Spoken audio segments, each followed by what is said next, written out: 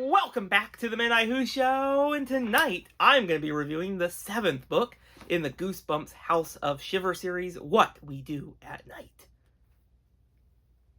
And here's the plot synopsis for this book. It follows Noah, who is going to a new school in Georgia, and they meet this mysterious group called the Nightbirds. But that sets them down a very interesting path. This book was just okay. I definitely don't think it's the worst entry in this series, or is it the worst Goosebumps book I have ever read. It just is average. I will say I like a lot of the ideas that R.L. Stine put in this book. I just don't think they quite work. A big problem I actually have with this book is the characters.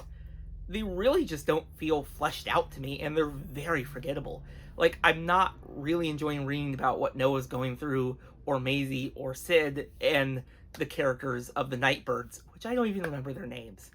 They're just in this book, and there's nothing interesting about them, except Noah has a secret that he doesn't reveal until the very end, which I think sort of works, but also sort of doesn't.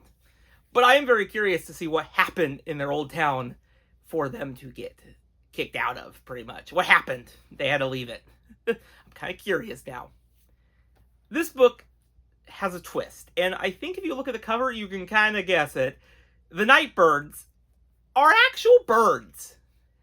They're crows that kind of are been taking things throughout the town, and Noah is trying to get involved in this group, but once they discover their secret, things don't quite work out for them. And that part of the book, I really did enjoy. It felt very much like a low-stakes thriller mixed with, the birds. And that part of the book really worked well for me. I really did enjoy how the Nightbirds started to go after Noah. They kind of, put stuff in their lockers, their lunchbox, going after them in their window. It also makes people around them start questioning what's going on with Noah. And I really did like that part. And of course, Noah does stop the Nightbirds with their secret, which is they're a feral cat, and that's why they left the last town. That was not a bad twist. I knew something was going to happen that was going to be animal related, which was the only way to stop birds. But it just kind of happened, and then the book ended. I wish there was just a little bit more than just Maisie also revealing that they are a cat. This is an average Goosebumps book, but it's far from the worst one, and I would still recommend you reading it if you haven't yet. I still think you'll enjoy this kind of low-stakes thriller meets the birds.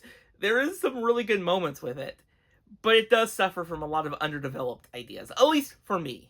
But I am excited, though, for that next book in the House of Shiver series. That one intrigues me. Hopefully, it's a good one. I always enjoy an R.L. Stine ventriloquist dummy book.